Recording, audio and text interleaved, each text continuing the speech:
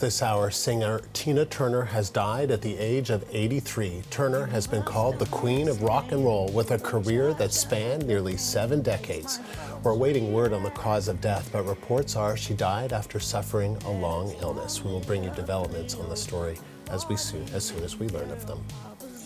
For reaction to this news, we're joined now by Shakura S'Aida in Toronto. She's a Canadian R&B singer whose career was deeply inspired by Tina Turner. And Shakura, thank you for coming in on talking to us on what is obviously a sad day. It is definitely a very, very sad day in so many different ways. Thank you for having me. And tell me about that. How did you feel when you heard Tina had died? And I understand your mom really wanted you to hear it from her, right? Yeah, she called me 5 times, and I was working and didn't answer the phone. And when I finally did, first thing she said was, "I have bad news." And you know, these days when you hear bad news, you automatically know what's coming next. And strangely enough, I feel like a family member has passed on. You know, Tina Turner was in so many ways a part of my life from the time that I was a young girl.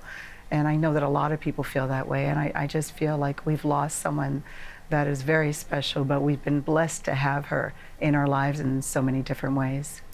And your own career was heavily influenced by Tina Turner. You mentioned from the time you were a young girl. Can you tell us a little bit about Absolutely. that? I was a little girl in Switzerland, probably around 9 or 10 years old, and Nutbush City Limits came out. And back then, you know, back in the old days, we had magazines, music magazines for the teens. And the lyrics for Nutbush City Limits were in this magazine, and I learned them. First of all, because they were in English, which was rare in Switzerland, but also because I wanted to be able to sing along when I heard her on the radio. And a little while later, she came to Switzerland, to Zurich, and did a concert with Ike, and my parents were lucky enough to be invited to the after party. And so I held that in my heart, that my mom and Tina Turner were best friends. They were not, but I held it in my heart. And later on, my mother looks a lot like Tina and would always be mistaken for her. So she's always been in our lives. And certainly when I started singing, her fearlessness, her courageousness on stage, her just energy on stage. She had an ability not to suck energy up, but to give energy out to everyone, the musicians, the audience. And it was amazing to watch her live and also to watch videos of her and understand that as a woman, I could be all of that. She empowered all of us to be stronger on stage. And does part of that come from what she overcame herself? I mean, the barriers that she overcame, the violence, the abuse. Yes. She was basically penniless in the 70s. Yes. It definitely came from knowing that no matter where you come from, and no matter what you've gone through, there is a way out. It might not be easy, and you might have to go through a lot more to get there, but it is possible to get out on the other side.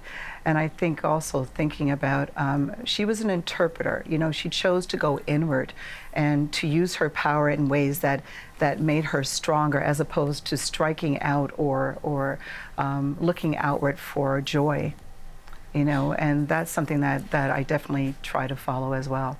So your mom met her at an after party. Did you ever see her in concert? Do you have any memories? I saw her twice in concert, and the last time I think was, I think it was the Air Canada Centre. And the energy that she had, you know, she was keeping up with the young dancers and the way she moved. It's incredible to me that there's been no one like her. I don't care how amazing a lot of artists are. There is no one that has done and does what Tina does. And the interpretation, the way that she interprets lyrics, you know, it made the lyrics stick with you, and they could be interpreted in so many different ways. She just was a queen of rock, a queen of rock, a queen of soul, a queen of our hearts. As a singer, tell me about what moves you about her voice. Is gravitas a word that I could use? I think the sincerity. You know, I spoke about being an interpretive singer, and Tina certainly made you hear every single word that she was singing and think about it deeply. So every single time you would sing the song, you would know what she meant, and then you put your own feeling into it. And what it taught me is to never take any lyric for granted. to always know that there was a deeper meaning, and you just had to look for it, because she did, and she showed us how. You have a favorite song? Nutbush City Limits, very first one I heard, you know, and I'm a Proud Mary girl. I do love Proud Mary. And also on the UK version of Private Dancer, she did this amazing version of Help that stayed with my heart for a very, very long time.